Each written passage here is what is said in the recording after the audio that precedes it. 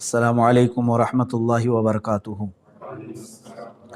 الحمدللہ وکفا وسلام علی حبیبہ المصطفیٰ اما بعد فاعوذ باللہ من الشیطان الرجیم بسم اللہ الرحمن الرحیم فلیحذر الذین یخالفون عن امرہ ان تصیبہم فتنہ او یصیبہم عذاب علیم۔ صدق اللہ مولانا العظیم۔ بارگاہ رسالت معاب صلی اللہ تعالیٰ علیہ وسلم میں درود پاک کا ہدیہ پیش کریں۔ اللہم صلی علی سیدنا و مولانا محمد معدن الجود والکرم وآلہ واصحابہ الکرام وابنہ الکریم وبارک وسلم صلاۃ دائمۃ سرمدا ابدا۔ عزیزان گرامی وقار، مسلسل کئی سالوں سے ہم اپنے ملک کے حالات دیکھتے آ رہے ہیں، بد سے بدتر ہوتے جا رہے ہیں۔ کن کن حالات کا تذکرہ کیا جائے، پریشانیاں کن کن باتوں کی، ہر میدان میں مارے ہوئے نظر آتے ہیں، ہم ہر جگہ سے بچھڑے ہوئے نظر آتے ہیں۔ اس کی وجہ کیا ہے؟ مسلمانوں کے حالات کو لے کر سپریم کورٹ نے ایک کمیٹی بھی بنائی کہ حالات دیکھ کر کے ان کی رپورٹ دی جائے، جس کو سچر کمیٹی کہا جاتا ہے، سری کرشنا کمیٹی ہے۔ اس میں جو حالات لکھے گئے ہیں وہ ہندوستان کے شیڈول کاسٹ سے بھی زیادہ بدتر حالات ہیں، مسلمانوں کے حالات۔ میرے عزیزو، آج کے دور میں خصوصیت کے ساتھ جو سب سے برے حالات ہیں وہ خوف اور ڈر کا ماحول ہے۔ میں مسلمانوں سے ہی کہتا ہوں کہ اتنا خوف اور ڈر جو تمہارے دلوں میں آیا، جو ہزاروں نے لاکھوں لوگوں کو آج بزدل بنا رکھا ہے، یہ ڈر، خوف، ہر وقت ہر گھڑی لوگوں کو ظالموں کا خوف ستا رہا ہے۔ پتہ نہیں ہمارے ساتھ کیا ہو جائے گا، کیا نہیں ہوگا، کیا ہو جائے گا۔ اب میں آپ کو بتاتا ہوں کہ یہ سارے حالات کیوں آئے۔ ایک حدیث پاک حضرت ثوبان رضی اللہ تعالیٰ عنہ سے مروی ہے۔ رسول کریم صلی اللہ تعالیٰ علیہ وسلم ارشاد فرماتے ہیں، یوشک الامم ان تداعى علیکم کما تداعى الاکلۃ الی قصعتها۔ ان قریب میری امت پر ساری قومیں جھپٹ پڑیں گی جیسے کہ بھوکا برتن پہ جھپٹتا ہے۔ میری امت پر، حضور صلی اللہ تعالیٰ علیہ وسلم فرماتے ہیں، تم پر ساری امتیں جھپٹ پڑیں گی، ساری قومیں جھپٹیں گی، سب تمہیں نشانہ بنائیں گی، سب تمہیں ٹارگٹ کریں گی جیسے کہ بھوکا برتن پہ جھپٹ پڑتا ہے۔ فقال قائل من قلت نحن یومئذ، کسی ایک سوال کرنے والے نے اس وقت، صحابی نے حضور صلی اللہ تعالیٰ علیہ وسلم سے پوچھا، یا رسول اللہ صلی اللہ تعالیٰ علیہ وسلم، تو کیا ہماری تعداد کم ہوگی اس زمانے میں جو یہ ساری جماعتیں ہم پر جھپٹ پڑیں گی؟ اب جواب سنیں، رسول کریم صلی اللہ تعالیٰ علیہ وسلم ارشاد فرماتے ہیں، وَلَكِنَّكُمْ كَثِيرُونَ غُثَاءً كَغُثَاءِ السَّيْلِ۔ رسول پاک صلی اللہ تعالیٰ علیہ وسلم فرماتے ہیں، نہ، تمہاری تعداد تو بہت زیادہ ہوگی لیکن تمہاری حیثیت سمندر کے جھاگ کی طرح، سمندر کے جھاگ کی طرح کہ ہوا آئے تو یہ جھاگ اڑ جائے، جھاگ سمجھتے ہوں گے، جھاگ کی طرح تمہاری حیثیت ہوگی، کثیر تعداد میں ہو کر کے بھی کوئی معنی نہیں رکھتی۔ آج وہی پوزیشن ہے ہماری۔ آگے کی حدیث میں ہے، اللہ تبارک و تعالیٰ کے حبیب صلی اللہ تعالیٰ علیہ وسلم یوں ارشاد فرماتے ہیں، وَلَيَنزِعَنَّ اللَّهُ بِكُمُ الْمُحَابَةَ مِنْكُمْ۔ حضور پاک صلی اللہ تعالیٰ علیہ وسلم ارشاد فرماتے ہیں کہ تمہارے دلوں سے اللہ تبارک و تعالیٰ، جو تمہارے اوپر اللہ تعالیٰ نے ایک رعب رکھا ہے کافروں کے اوپر، وہ رعب ہٹا دے گا، تمہارا رعب ختم کر دیا جائے گا۔ وَلَيَقْذِفَنَّ اللَّهُ فِي قُلُوبِكُمُ الْوَهْنَ، اور تمہارے دلوں پر اللہ تعالیٰ خوف طاری کر دے گا، ڈر بٹھا دے گا، وہن آ جائے گا تمہارے اندر۔ جو پہلے سے دشمنان اسلام تم سے جو خوف رکھتے تھے وہ خوف ختم کر دیا جائے گا اور تمہارے دلوں میں وہن پیدا کیا جائے گا۔ پوچھا گیا وہن کیا ہے؟ اب یہی آتی ہے، اللہ کے حبیب صلی اللہ علیہ وسلم فرماتے ہیں، حب الدنیا و کراہیت الموت، دنیا سے بے پناہ لگاؤ رکھتا ہے اور مرنے سے خوف کھاتا ہے، مرنے سے ڈرتا ہے۔ یہ دو چیزیں تو مسلمان کی ہے ہی نہیں میرے عزیزو، دنیا میں مگن ہو جانا اور موت سے غفلت۔ ہمارے لیے موت تو رسول پاک صلی اللہ تعالیٰ علیہ وسلم کے دیدار کا ایک ذریعہ ہے، رب ذوالجلال سے ملاقات کا ذریعہ ہے۔ مسلمان کے لیے موت خوف کا سامان نہیں ہے. یہ دو چیزیں جب کسی کے دل میں آ جاتی ہیں، حب الدنیا، دنیا کی محبت، اور پھر موت سے بھاگنا، تو سمجھ لو تمہارے دلوں میں اللہ تعالیٰ دشمنان اسلام کا خوف بٹھاتا ہے. آج یہ جو خوف کا ماحول طاری ہے وہ دو وجوہات ہیں، اس کی دو وجوہات ہیں. یہی ہے حب الدنیا و کراہیت الموت. باہر نکلو ان تمام چیزوں سے، باہر نکل آؤ. مسلمان کے لیے تو علامہ اقبال نے کہا تھا کہ وہ صحابہ جو نہتے ہوتے تھے رسول پاک صلی اللہ تعالیٰ علیہ وسلم کے ساتھ چل پڑتے تھے، ان کے سینوں میں ذرا خوف کہیں خوف ہے؟ ارے لکڑیاں لے کر کے بدر میں آ گئے، خوف نام کی کوئی چیز نہیں، سامنے ایک بڑا لشکر جرار ہے، خوف بالکل نہیں تھا. وجہ کیا ہے؟ دیکھیں جب موت کا اور مرنے کا ڈر ساری طاری ہو جاتا ہے تو ہزار ہیلے بہانے اور مصلحتوں میں گھر جاتا ہے، پھر وہ بے غیرت ہو جاتا ہے، وہ ہر چیز کو برداشت کرنے لگ جاتا ہے. جیسے آج ہماری حالت ہے، ہر چیز کو برداشت کرنے لگ گئے، ہر چیز کو. کیا نہیں برداشت کر رہے آج آپ لوگ، کیا نہیں برداشت کر رہے؟ انتظار کرو اور اس سے بھی خطرناک چیزیں تمہیں دیکھنے کی ہیں. تمہارے گھر لوٹے جا رہے ہیں، تمہاری مسجدیں پامال ہو رہی ہیں، خانقاہوں کو اجاڑا جا رہا ہے، درگاہوں کو جلایا جا رہا ہے. کیا یہ سب چیزیں دیکھ کر برداشت نہیں کر رہے؟ ہر چیز کو برداشت کرنے کی طاقت آ جاتی ہے جب آدمی بے غیرت ہو جاتا ہے، بے غیرت ہو جاتا ہے. یہی پوزیشن آج ہماری ہے. سب کو دنیا کی مصلحتیں ستا رہی ہیں. بولوں گا تو پتہ نہیں کیا ہو جائے گا، مجھے پکڑ لیا جائے گا، مار دیا جائے گا. صحابہ اکرام جو نکلتے تھے رسول کریم صلی اللہ تعالیٰ علیہ وسلم کے ساتھ، ان کا مطلب یہ نہیں تھا کہ ہم نکل پڑیں گے راستے میں اور ایک بڑی چیز بنا لیں گے، جائیں گے تو مال غنیمت ملے گا اور پھر گھر بنا لیں گے. نہیں، علامہ اقبال نے کہا ہے شہادت ہے مطلوب و مقصود مومن، نہ مال غنیمت نہ کشور کشائی. وہ تو شہادت کو دیکھتے ہوئے نکل پڑتے تھے اور جہاں جاتے تھے رب تعالیٰ ان کے لیے راستے کشادہ فرماتا تھا. اور آج جو ڈر کا ماحول ہے، خصوصاً میں علماء سے کہوں گا، علماء کاملین آج بھی ایک سروے کے مطابق میں آپ کو بتاؤں صرف ہندوستان میں 3 لاکھ سے زیادہ مسجد ہیں جو رجسٹرڈ ہیں، باقی اس کے بارے میں مجھے نہیں معلوم. تو اتنے علماء بھی تو ہوں گے، اور جو غیر امام ہیں وہ کتنے ہیں؟ اور بڑی تعداد، لاکھوں کی تعداد میں علماء اسلام موجود ہیں. میں بڑے ادب کے ساتھ کہتا ہوں قابل علماء موجود ہیں.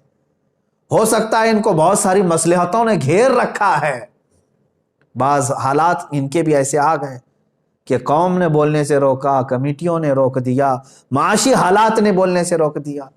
لیکن اے گروہ علماء، ان تمام بندشوں سے باہر نکل آؤ. اس لیے کہ میں آواز لگاتا ہوں علماء کو کہ ہم وارث ہیں فضل حق خیر آبادی کے، ہم وارث ہیں کفایت علی کافی کے. ہمارے اندر بزدلی نہیں آنی چاہیے، ہمارے اندر خوف اور ڈر کا ماحول نہیں آنا چاہیے. ڈرنے والے اور خوف کھانے والے وہ دشمنان اسلام ہیں. اللہ تبارک و تعالیٰ تمہارا رعب ان کے سینوں پر ڈالے گا. آپ نکلو. اب میں ہندوستانی مسلمانوں سے کہتا ہوں کہ اور کیا کیا چیزیں برداشت کرو گے؟ مجھے بتاؤ، اپنے دل پر ہاتھ رکھ کر کے بتاؤ، کیا اس سے بھی زیادہ خطرناک حالات تم دیکھنا چاہتے ہو؟ تم نے کیا نہیں دیکھا؟ چند سالوں پہلے ہماری مسجدیں شہید ہوئی تو آواز اٹھاتے رہے، کئی لوگ شہید بھی ہو گئے ایک مسجد کے نام پر. لیکن اب کے حالات دیکھیں، غیرت مار دیا انہوں نے. دنیا کی لالچ دے دے کر کے یا سیاست میں ان کو بانٹ بانٹ کر کے ایسی غیرت مار دیا کہ اب تو ہماری مسجدوں کے سینے پر کھڑے ہو کر کے اگر کوئی دوسرا اپنی مندر بنا لے تو کسی کو کچھ فرق نہیں پڑتا. آج میرے عزیزو یہ حالات بھی آج کے نہیں ہیں ہندوستان میں. نا انصافی پہ نا انصافی ہے. ایک کسی عام سے مزدور کو پکڑ کر کے 10-12 کتے موب لنچنگ کرتے ہیں. یہ بھی تو ہم حالات دیکھ رہے ہیں. چھوٹی سی چھوٹی چیزوں پر یہ پکڑ کر کے مارتے ہیں. اور ابھی قریب میں ایک حافظ قرآن کو مار ڈالا انہوں نے. اس طرح کے حالات ہم دیکھتے آ رہے ہیں. یہ ظلم پہ ظلم ہوتا جا رہا ہے. میرے عزیزو ایسے ہی حالات تھے جب کفایت علی کافی رحمۃ اللہ علیہ اٹھے تھے، عنایت احمد کاکوروی رحمۃ اللہ تعالیٰ علیہ، فضل حق خیر آبادی رحمۃ اللہ علیہ، یہ اٹھے تھے. اور تمہیں میں یہ بھی بتا دوں کہ ہندوستان کی آزادی کی آواز اٹھانے والے وہ علماء ذوی الاحترام تھے. ان کی زبانوں میں اللہ تبارک و تعالیٰ نے وہ طاقت عطا کی ہے کہ یہ انقلاب لا سکتے ہیں، انقلاب لا سکتے ہیں. لیکن اس کے لیے شرط دو ہی چیزیں ہیں، دو ہی چیزیں. آج لوگ جو شکایت کر رہے ہیں، بہت سارے لوگ یہ کہتے ہیں کس بیس پر آپ بول رہے ہیں، آپ کے آگے پیچھے کیا ہے، کون کھڑا ہے. ہم سے یہ سوال کرتے، ایمان والے اس طرح کا سوال کریں گے؟ اور اس طرح کی باتیں کہنا کہ آج دیکھیں دشمن پورے اکٹھا ہو رہے ہیں، تنظیمیں بنا رہے ہیں، مارچ پہ مارچ کر رہے ہیں، حکومتیں ان کے پاس ہیں، سیاست کے پورے اثر و رسوخ لے کر بیٹھے ہیں، ڈپارٹمنٹ لے کر کے بیٹھے، کورٹ لے کر کے بیٹھے. پتہ نہیں تمہیں کون ان تمام باتوں سے بزدل بنایا. اگر یہ تمام خیالات تمہارے ذہن میں آتے ہیں تو ایک مرتبہ میرے آقا صلی اللہ تعالیٰ علیہ وسلم کے وہ چہیتے صحابہ جو ابھی صرف 4000 کی تعداد میں تھے اور کسرا جیسے سپر پاور کو ختم کرنے کے فیصلے کر رہے تھے، فتح کرنے کی باتیں کر رہے تھے. قیصر و کسرا معمولی بات ہے، قیصر و کسرا کو فتح کرنے کی بات کر رہے ہیں. کون لوگ مدینہ طیبہ میں حضور پاک صلی اللہ تعالیٰ علیہ وسلم کے پیچھے نماز پڑھنے والے وہ صحابہ جو دن بھر ایک کھجور کی گٹلی پر رہتے ہوں، کون سی طاقت تھی ان کے پاس، کون سی قوت؟ وہ ایمانی قوت تھی، ایمانی قوت. انہیں یقین کامل تھا کہ رب ذوالجلال کی مدد آئے گی ہمارے ساتھ، کیونکہ ہم حق پر ہیں. علماء ذوی الاحترام کو میں یہی بات بتانا چاہوں گا. آج اور کس قدر آپ بزدلی کے ساتھ جینا پسند کرو گے؟ کیا یہ حالات آپ کو اچھے لگ رہے ہیں آج ہندوستان بھر کے؟ میں آپ کو یہ بات بتا دوں کہ رسول پاک صلی اللہ تعالیٰ علیہ وسلم کے انہی جانثاروں کو چیک کرنے کے لیے ایک صاحب آئے تھے دیکھنے کے لیے. ایک صاحب آئے اور انہوں نے یہ دیکھنے کے لیے کہ محمد صلی اللہ تعالیٰ علیہ وسلم نے کتنی طاقت جمع کر لی. جیسے ابھی ہمارے آگے پیچھے لگ گئے ہیں کہ ان کے پاس کتنا فنڈ آ رہا ہے، کتنی تنظیمیں آ رہے ہیں، اتنی باتیں کر رہے ہیں. ہاں چیکنگ پہ لگے ہوئے ہیں. وہاں حضور پاک صلی اللہ تعالیٰ علیہ وسلم کے پاس چیکنگ کے لیے ایک شخص آئے اور یہ دیکھنے کے لیے کہ انہوں نے کتنا ہتھیار جمع کیا، کیا کیا ہے، جو قیصر و کسرا کو فتح کرنے کی بات کر رہے ہیں، اس زمانے کی سپر پاور تھی. تو بہت غور سے معائنہ کیا، لیکن ایک ہی چیز نظر آئی جو واپس جا کر کے اس قاصد نے اپنے آقاؤں کو بتایا تھا، عروہ بن مسعود ثقفی. کیا چیز دیکھا جانتے ہیں؟ اذان ہو رہی ہے، رسول پاک صلی اللہ تعالیٰ علیہ وسلم وضو کے لیے بیٹھے ہیں، صحابہ ارد گرد پورے کھڑے ہو گئے. حضور پاک صلی اللہ تعالیٰ علیہ وسلم وضو کے لیے پانی لیتے ہیں ہاتھ میں، کلی فرماتے ہیں، جیسے کلی فرماتے ہیں آپ کی کلی کا ایک قطرہ بھی زمین پہ نہیں گرتا. صحابہ اپنے دامن پھنسا لیتے ہیں، کسی کے ہاتھ میں، کسی کے دامن میں، اور حضور پاک صلی اللہ تعالیٰ علیہ وسلم کا پورا وضو ہو جاتا ہے، ایک قطرہ بھی زمین پر نہیں. وہ سارے صحابہ لے لیتے، اپنے چہروں سے مل لیتے تھے، اپنے جسم پہ مل لیتے تھے. عروہ بن مسعود ثقفی وہ واپس جا کر کے اپنے آقاؤں کو خبر کرتا ہے، کہتا ہے یقیناً محمد صلی اللہ تعالیٰ علیہ وسلم نے بہت بڑی فوج تو نہیں جمع کی، لیکن ایسے دیوانے بنائے ہیں کہ یہ ادب تو میں نے قیصر و کسرا کے دربار میں بھی نہیں دیکھا جو محمد کے دیوانوں میں دیکھا ہے. وہ ان کے وضو کے قطروں کو زمین پہ گرنے نہیں دینا چاہتے، کہاں ان کے خون کے قطرہ گرنے دیں گے؟ ان کے اندر وہ جانثاری ہے. میرے عزیزو، یہی ایک چیز دیکھ کر کے ساری دھرتی ہل گئی تھی کہ رسول پاک صلی اللہ تعالیٰ علیہ وسلم کے دیوانے ایسے ہیں کہ ان کا ہی تو یہ نعرہ تھا کہ مرد حق باطل کے آگے مات کھا سکتا نہیں، سر کٹا سکتا ہے لیکن سر جھکا سکتا ہے. وہ نکلتے تھے. عزیزان گرامی وقار، ان کے پاس جو طاقت و قوت تھی وہ چیز میں آپ کو بتانا چاہتا ہوں. نوجوانوں کو بھی آج جو پورے ہندوستان کے مسلمان جو بے قرار ہیں حالات کو دیکھ کر کے، ایک ہی علاج ہے تمہارے پاس، ایک ہی علاج ہے، پلٹ آؤ. بہت سارے حالات کو صحیح کرنے کے لیے لوگ اب جلسے کرا رہے ہیں. ہمارے ہاں نشے کے حالات، نشے میں بہت سارے لوگ ایڈکٹ ہیں، جوئے میں ہیں، شراب میں ہیں، 2 نمبر کے کاموں میں ہیں، فلاں ہیں، بہت سارے معاملات. کن کن معاملات کو صحیح کرتے ہوئے ہم اپنی زندگی گزاریں، سمجھ میں نہیں آتا. ایک ہی علاج ہے جو میں نے بہت مطالعے کے بعد نکالا، وہ یہی ہے جس کو اقبال نے کہا ہے کہ محمد سے وفا تو نے تو ہم تیرے، یہ جہاں چیز ہے کیا لوح و قلم تیرے۔ بالکل حق فرمایا انہوں نے کہ تو ایک بار رسول پاک صلی اللہ تعالیٰ علیہ وسلم کے ساتھ وفا کرنا سیکھ لے، رب تبارک و تعالیٰ یوں ہی صدقے میں ساری چیزیں تجھے عطا کرے گا۔ اخلاق کی درستگی بھی تمہارے پاس آئے گی۔ عشق رسالت محمد صلی اللہ علیہ وسلم یہ ایک ایسی دولت ہے، حضور کی محبت ایک ایسی دولت ہے جو تمہیں ہر گناہ سے بھی دور کر سکتی۔ جھوٹ بولتے ہیں جو گناہ نہیں چھوڑتے اور پھر حضور کی محبت کی بات کرتے ہیں، جھوٹ بولتے ہیں، ورنہ حضور کا سچا عشق جب دل میں آتا ہے نا کیا ہوتا ہے جانتے ہیں؟ حضرت انس فرماتے ہیں صحابہ تو سچا عشق کرتے تھے حضور سے، ابھی شراب حرام نہیں ہوئی تھی مدینہ طیبہ میں۔ حضرت انس رضی اللہ تعالیٰ عنہ فرماتے ہیں ایک جگہ کعبہ خانے میں شراب کے مٹکے پیالے میں بھر بھر کر کے لوگوں کو سرو کرتا تھا، دیتا تھا۔ شام کا وقت تھا، شراب کے پیالے میں پیش کر رہا تھا لوگوں۔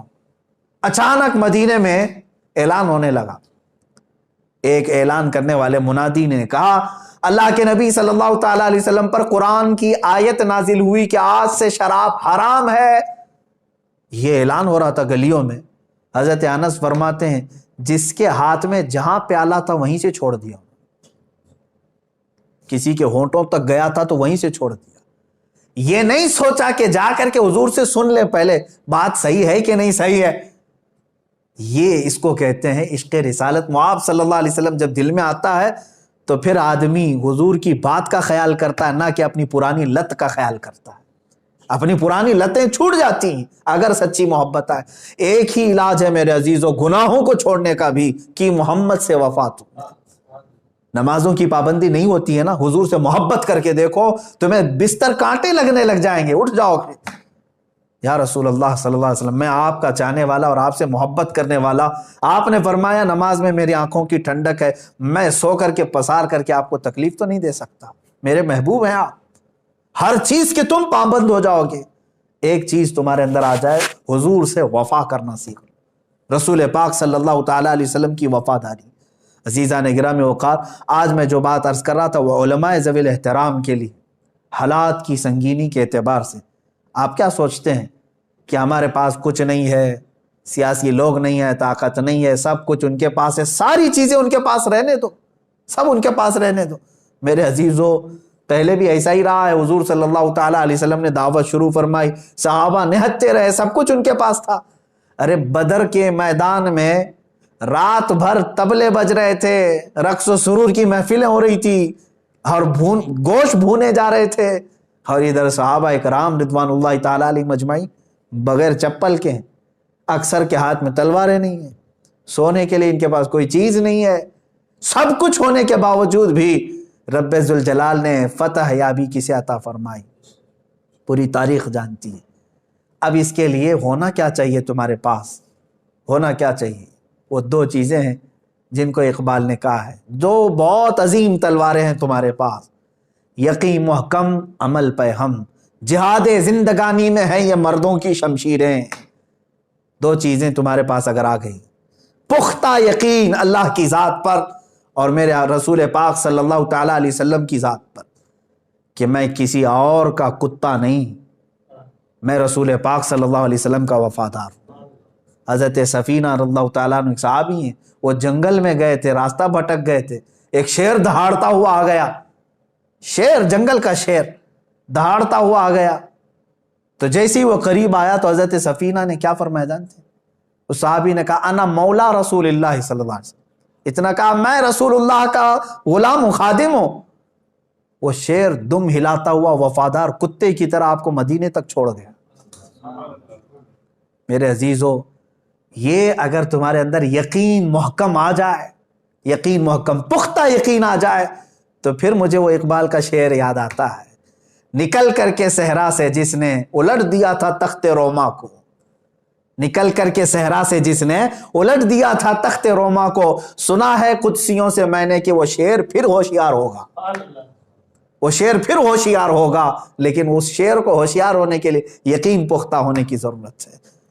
یقین پختہ کرو۔ علماء ذوی الاحترام سے میں بارہا گزارش کرتا ہوں کہ آپ اپنے منصب کا استعمال کرو، آپ نائب رسول ہیں، رسول پاک صلی اللہ تعالیٰ علیہ وسلم کی نیابت کا تاج آپ کے سروں پر رکھا گیا ہے، آج امت آپ کی نگہبانی کی طرف دیکھ رہی ہے۔ اگر 1000 مصلحتوں کے بہانے کرو گے تو یاد رکھنا ایک بڑی بات ہے جو بار بار ہمیں ہلاتی ہے، وہ یہ ہے کہ حضور صلی اللہ تعالیٰ علیہ وسلم کی عزت پر حملے ہو رہے ہوں، جیسے آج ہندوستان کے حالات ہیں۔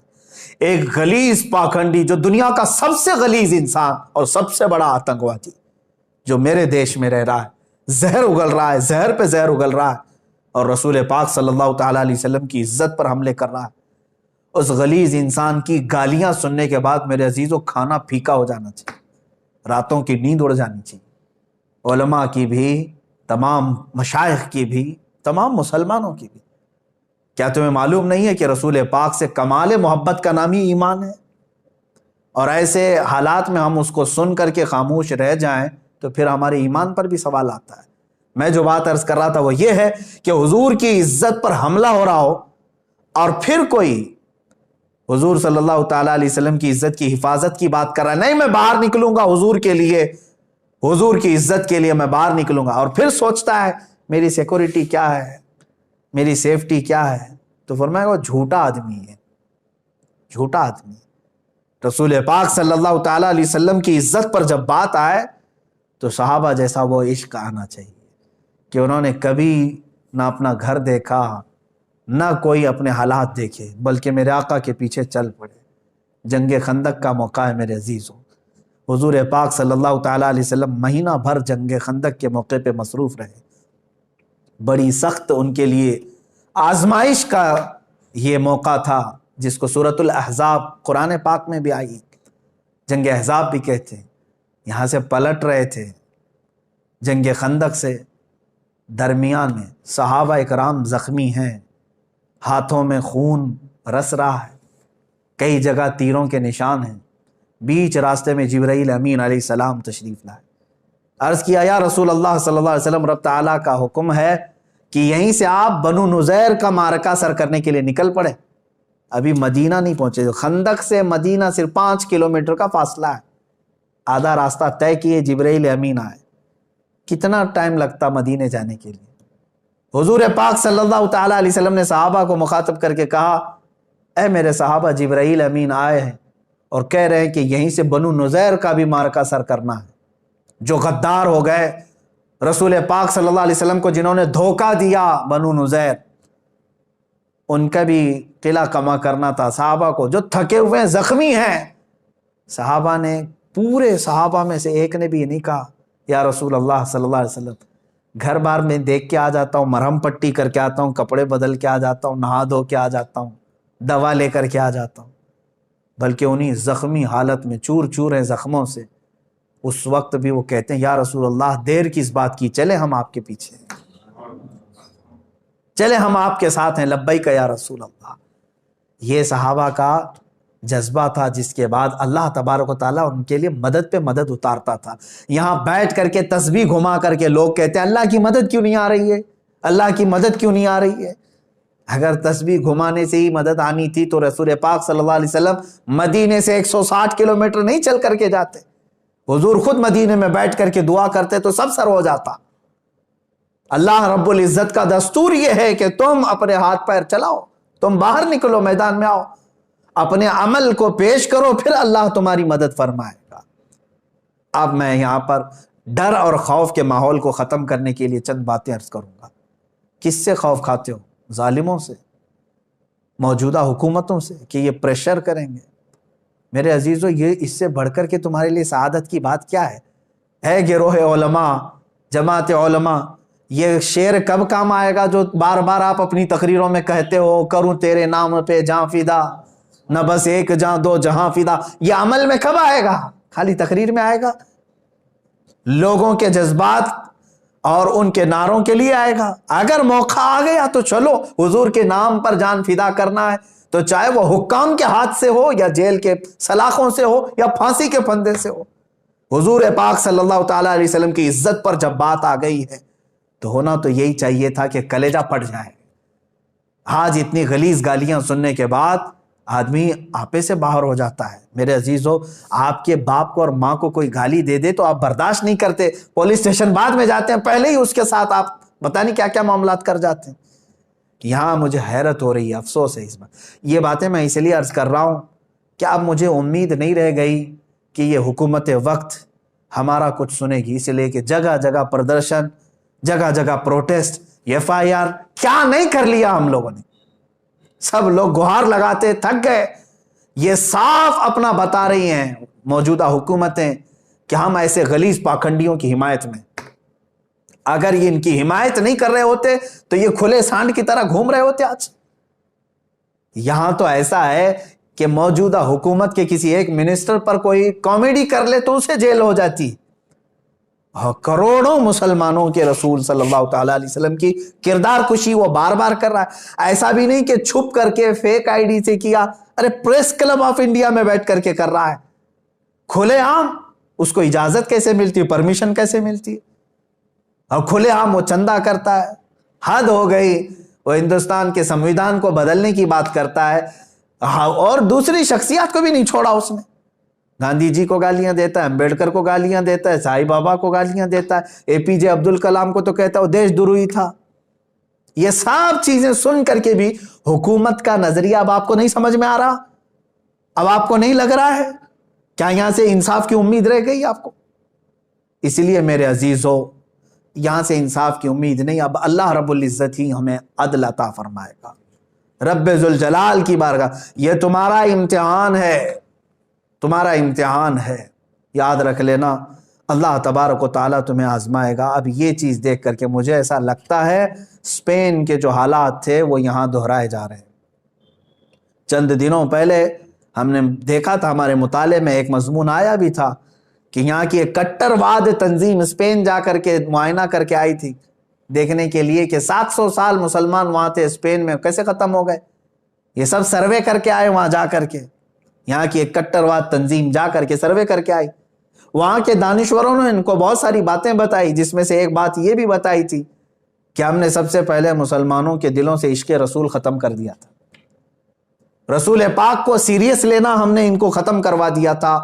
علماء سے ان کو دور کر دیا تھا ہم نے، علماء کی نفرت ڈال دی تھی. اسی پر آج یہاں عمل کیا جا رہا ہے ہمارے ملک میں. دیکھو آج ہماری عوام علماء کے خلاف کیسی کیسی بکواسیں کرتی. آج کے حالات میں بھی علماء کو ہی کوس رہے ہیں لوگ. مولانا لوگ کیا کر رہے ہیں؟ زکوٰۃ وصول کرتے ہیں بیٹھ جاتے ہیں، چندے کرتے ہیں بیٹھ جاتے ہیں. یہ سب تمہاری جو زبانیں لمبی ہو رہی ہیں علماء کے بارے میں، یہ بھی ایک سازش کے شکار ہو تم.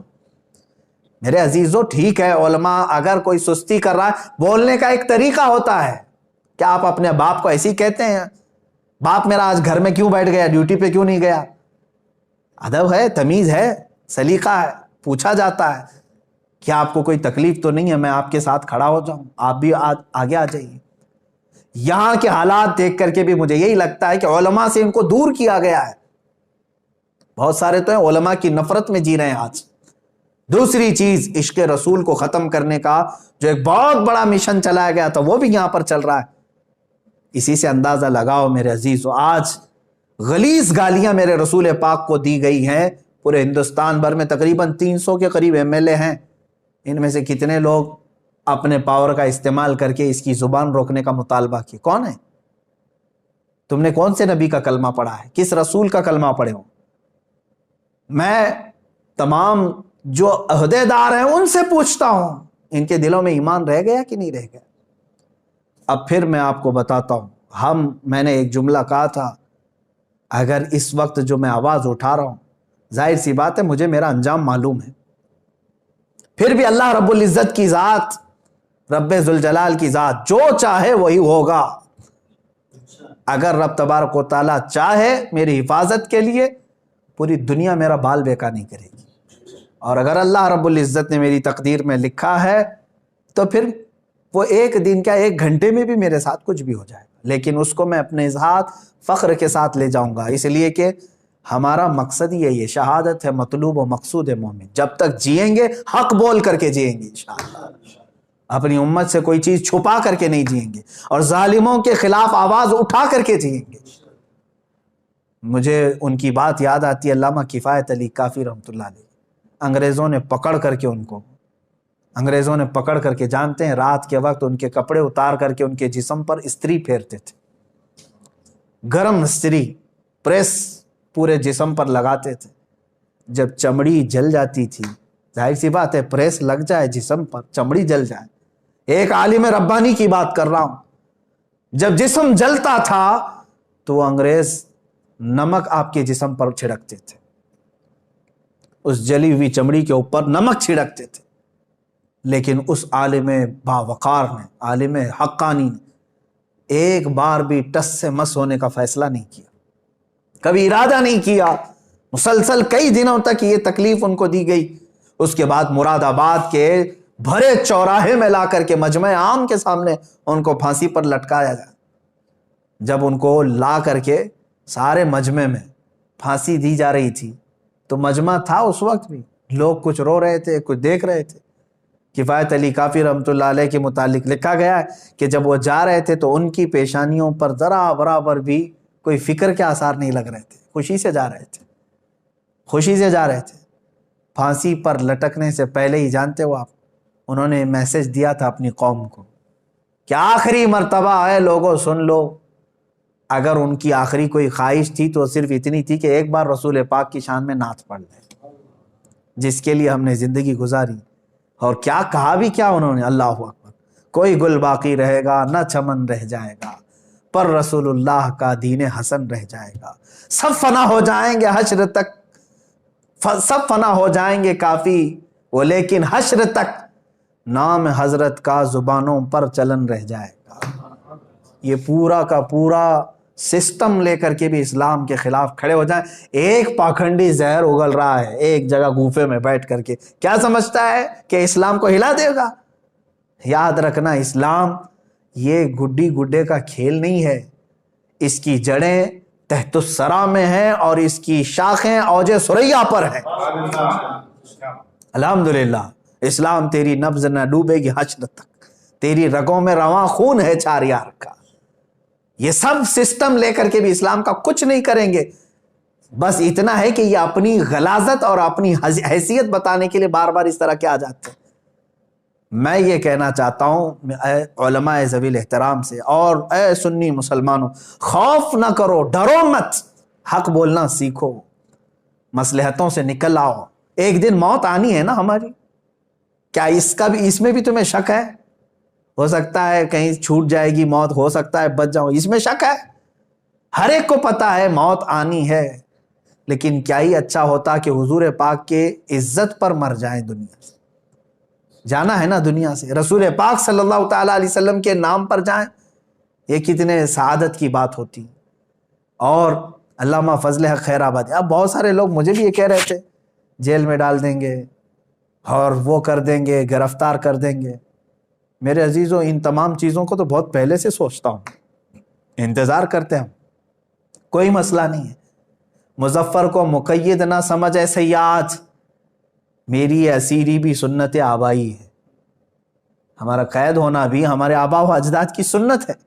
علامہ فضل حق خیر آبادی، عنایت احمد کاکوروی، دو ایسے بزرگ ہیں میرے عزیزوں، جلیل القدر علماء ہیں، زندگی پوری ان کی کالا پانی میں سزا کے طور پر کٹ گئی، وہیں ان کی قبر ہے، جزیرہ انڈمان نکوبار، آج بھی علامہ فضل خیر آبادی رحمۃ اللہ علیہ کی وہیں قبر بھی۔ ایک باوقار عالم ربانی کو بغیر کسی قصور کے پوری زندگی وہاں ختم کرا دی گئی جیل میں، اور وہیں شہادت بھی پائی انہوں نے۔ اور پھر آج کے زمانے میں ہزار مصلحتوں کو ڈھونڈتے ہو تو میرے عزیزوں پھر ان کا نام کس زبان سے لیتے؟ اسی لیے میں کہتا ہوں علماء کو چاہیے فخر سے کہیں کہ ہم کفایت علی کافی کے وارث ہیں اور فضل حق خیر آبادی کے وارث، اور ان کا جو وارث ہوگا انشاءاللہ العزیز وہ تختہ دار کو بھی چومے گا اور جیل کی سلاخوں کو بھی محبوب کائنات صلی اللہ علیہ وسلم کے دیدار کا گھر سمجھے گا۔ ہاں، یہ بھی ہم نے بزرگوں سے سنا ہے کہ جب حکام سختی پر آ جائیں، ظالم تمہارے اوپر سوار ہو جائیں تو خوف نہ رکھنا، ڈرنا مت۔ ہوگا کیا ہے جانتے؟ امام احمد بن حنبل رضی اللہ تعالیٰ، اللہ علماء حق کی ایک ایسی مثال، جب ظالم پورے تخت کے ساتھ تھے، حکومت کے ساتھ تھے، سب ان کے ساتھ تھا۔ امام احمد بن حنبل کے زمانے میں ارے خلیفہ اسلام بڑا طاقتور ہوا کرتا تھا، آپ نے فتویٰ اس کے خلاف دیا تھا، اور جو حق تھا اہل سنت و جماعت کا موقف وہ دیا تھا۔ اس پاداش میں بادشاہ نے قید کیا آپ کو، خلیفہ نے ایک بار نہیں 3 لوگ آئے، خلیفہ کے بعد اس کا بیٹا ہے، اس کے بعد اس کا، 3 بادشاہ بدلے، تینوں نے قید کیا، اور امام احمد بن حنبل کو جبہ اٹھا کر کے کوڑے مارنے کا حکم دیا تھا۔ کوڑے لگوائے جاتے تھے، کوڑے ایسے کہ ایک کوڑا آج کے زمانے میں لگ جائے تو چمڑی تمہاری کوڑے سے لگ کر کے آ جائے گی۔ امام احمد بن حنبل 4 اماموں میں سے ایک امام ہے۔ ایک مرتبہ کا واقعہ ملتا ہے کہ جلاد جب کوڑے لگا رہا تھا، بدن کھلا تھا، تہبند بدی ہوئی تھی، لنگی صرف، تہبند نیچے کھسکنے لگ گئی، کھلنے لگ گئی۔ کوڑوں پر تو آپ روتے نہیں تھے، چلاتے نہیں تھے، تہبند جب نیچے اترنے لگی، سطر کھلنے لگا تو آپ کو غم ہو گیا، کیا میں بے سطر ہو جاؤں گا؟ حق بات کے لیے میں نے آواز اٹھائی تو کیا رب تبارک و تعالیٰ مجھے بے سطر کر دے گا، بے آبرو ہو جاؤں گا؟ اتنا آپ کے ذہن میں خیال آیا اور رونے لگے۔ اچانک جلاد نے دیکھا غیب سے 2 ہاتھ آئے اور ان کی تہبند کو پکڑ لیا، 2 ہاتھ برآمد ہوئے اور ان کی تہبند کو پکڑ لیا۔ پھر امام احمد بن حنبل خوشی سے کھڑے ہو گئے، جلاد کو کہا تو اپنا آپ کام جاری رکھ۔ میرے عزیزو، کس کے ہاتھ تھے؟ کون آیا تھا؟ جب ظالم اپنے پوری طاقت دکھانے کے لیے سر پر آ جائیں، کوڑے بھی ماریں، تو یاد رکھنا میرا بھی یہ وجدان کہتا ہے وہ کسی اور کے ہاتھ نہیں، وہ صرف رسول اللہ کے ہوں گے، میرے آقا صلی اللہ تعالیٰ علیہ وسلم کی مدد نازل ہوگی۔ تو اگر اللہ رب العزت نے آپ کے پاس زبان دیا ہے اور آج کے زمانے میں سوچنے اور سمجھنے کی قوت دیا ہے، تو آج امت بڑی قسم پرسی کے عالم میں ہے۔ آج ہمارا مستقبل داؤ پر لگا ہوا ہے۔ ایک بات بتا کر کے میں رخصت ہونا چاہتا ہوں، یاد رکھنا، امام غزالی رحمۃ اللہ تعالیٰ علیہ کی وہ بات مجھے یاد آتی ہے۔ آپ نے فرمایا امت کے سامنے جب رسول پاک صلی اللہ علیہ وسلم کی توہین ہو رہی ہو اور امت اپنی عیاشیوں میں مصروف ہو، کھا رہی ہو، پی رہے اور سو رہی ہے، تو امت کو چاہیے کہ تھوڑے دن اور انتظار کرے، ان کے ساتھ کیا حشر ہوگا۔ فرماتے ہیں ان کی عورتیں، ان کی بچیاں باہر لائی جائیں گی، بیچی جائیں گی، نیلام کی جائے گی، ان کی ماں اور بہنوں کی عزت، اور یہ کچھ نہیں کر سکیں گے، ان کے بچے مار دیے جائیں گے۔ وہ وقت بھی ہمارے ساتھ آئے گا، کیونکہ اب جب رسول پاک کی عزت یہاں پر محفوظ نہیں رکھی گئی تو پھر اب کس کی عزت سلامت رہے گی؟ قرآن کو گنڈوں کی کتاب کہا جا رہا ہے، اسلام کو ڈاکوؤں کا دین کہا جا رہا ہے، میرے آقا صلی اللہ تعالیٰ علیہ وسلم کو اتنے بھدے الفاظ، معاذ اللہ، رب ذوالجلال کی شان میں بھی بکواس، بچا کیا اب تمہارے پاس؟ بچا کیا؟ ہمارے پاس جو کچھ بھی ہے جینے کے لیے، میرے عزیزو، یہ ظالم دنیا والے سمجھتے ہوں گے یہ اتنا کیوں چلا رہے ہیں، انہیں معلوم نہیں ہے اسلام میں اور دیگر مذاہب میں فرق کیا ہے۔ کھانے پینے، اٹھنے، اچھلنے کودنے، تیوہار کرنے اور کپڑے پہننے کا نام اسلام نہیں ہے۔ اسلام تو ایک روحانیت ہے جو عظیم رشتے کا نام ہے۔ اگر رسول پاک صلی اللہ تعالیٰ علیہ وسلم سے اس کا رشتہ نہیں ہے تو اسلام ہی نہیں ہے اس کے پاس۔ بمصطفیٰ رسام خیش کے دی ہما اوست، اقبال نے کہا ہے اپنے آپ کو رسول اللہ تک پہنچا دے، یہی دین ہے۔ اگر بہو نہ رسیدی تمام ابو لہبیس، اگر تو رسول پاک تک نہیں پہنچا تو تیرے میں اور ابو لہب میں کوئی فرق نہیں ہے۔ وہ تو حضور کے بہت قریب تھا، چاچا تھا، لیکن پہنچا نہیں رسول اللہ تک۔ میرے عزیزو، یہ ایک بات یاد رکھ لیں کہ رسول پاک صلی اللہ تعالیٰ علیہ وسلم کی توہین ہو رہی ہو اور امت خاموش رہے تو تمہارے ساتھ اب جو مستقبل میں ہونے والا ہے وہ بہت خطرناک ہے، بہت خطرناک ہے۔ آج اگر بیدار نہیں ہوئے تو پھر تم بہت دنوں تک پچھتاؤ گے۔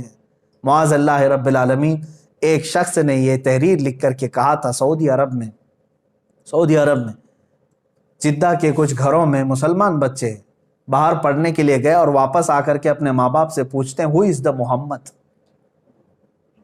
معاذ اللہ رب العالمین۔ انہوں نے بچپن سے وہاں پڑھایا۔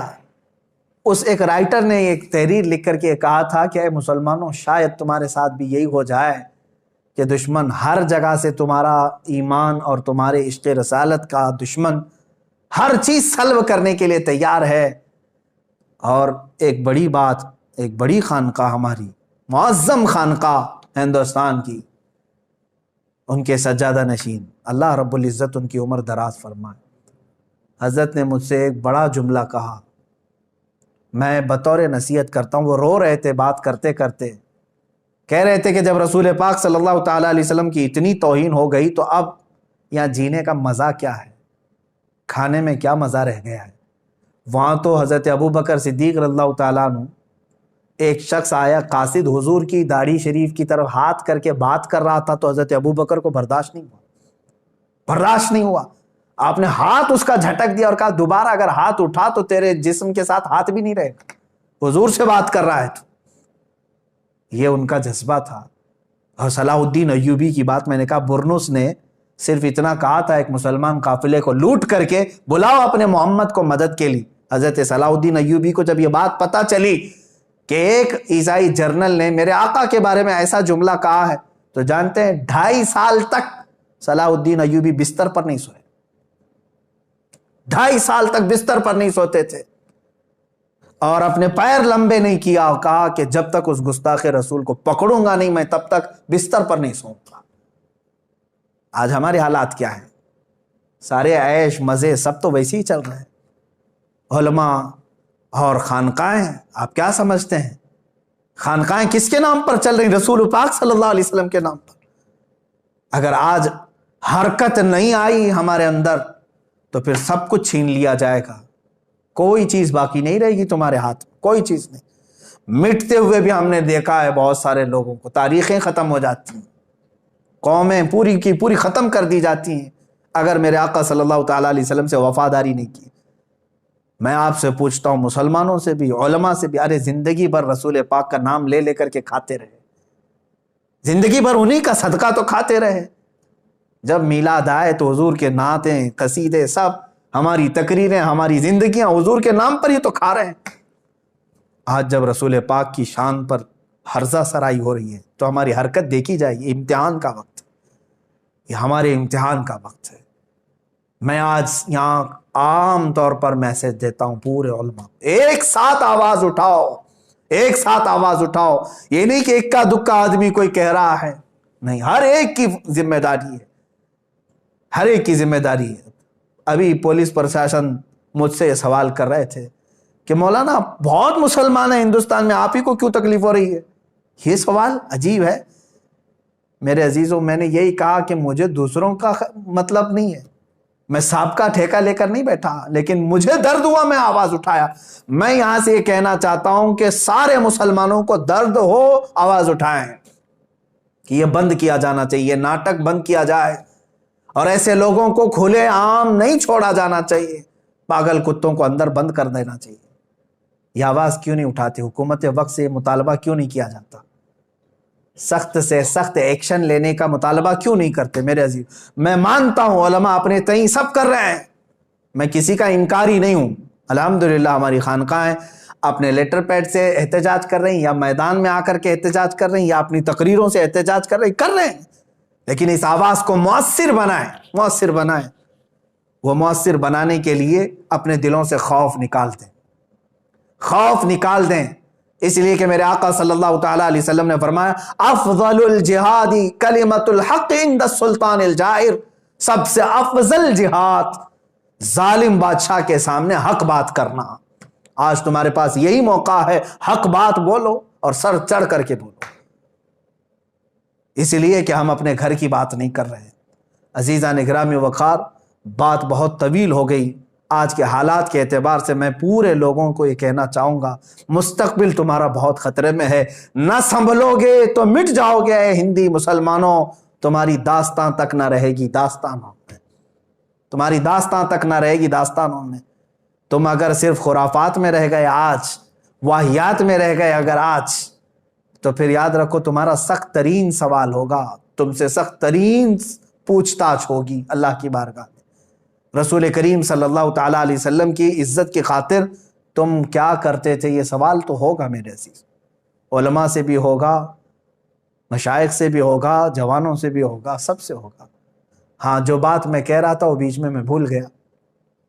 بڑی خانقاہ کے بڑے بزرگ ہیں، اللہ انہیں سلامت رکھے، انہوں نے ایک بات یہ کہا کہ مولانا اب تو مجھے ایسا لگ رہا ہے کہ بزدلی ایسی چھا گئی ہے کہ اب تو شادیاں ہماری ہوں یا ہم اپنے بچے پیدا کریں کس کام کی. میں نے کہا حضرت ایسی مایوسی کی بات کیوں کر رہے ہیں؟ کہا اس لیے کہ شرم آتی ہے اور حیا آتی ہے کہ آج حضور پاک صلی اللہ تعالیٰ علیہ وسلم کو برسر عام گالیاں دی جا رہی ہیں. اب تک ایسا نہیں ہوتا تھا.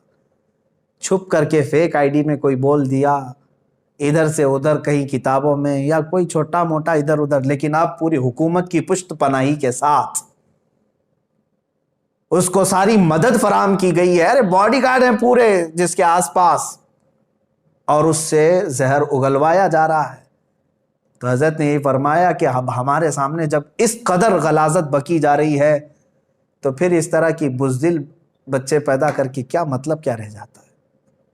لیکن میرے عزیزو یہ بہت بڑی بات ہے. اگر اسی طرح سے تم بزدل رہو گے تو ایک بات یاد رکھ لینا, منتشر ہوگے تو کستوں میں صفایا ہوگا, متحد رہو گے تو کہلاؤ گے مومن و غازی. انشاءاللہ العزیز رب تبارک و تعالیٰ کی مدد آئے گی, ضرور آئے گی.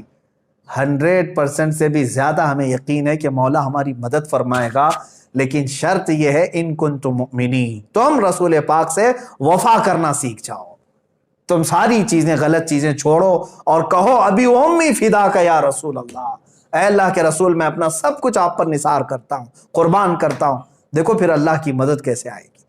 رب تبارک و تعالیٰ کہنے سننے سے زیادہ ہمیں عمل کی توفیق عطا فرمائے. رسول کریم صلی اللہ تعالیٰ علیہ وسلم کی بارگاہ میں ہم سب کو مولا تعالیٰ سرخرو رکھنے کی توفیق عطا فرمائے. وآخر دعوانا ان الحمد للہ رب العالمین.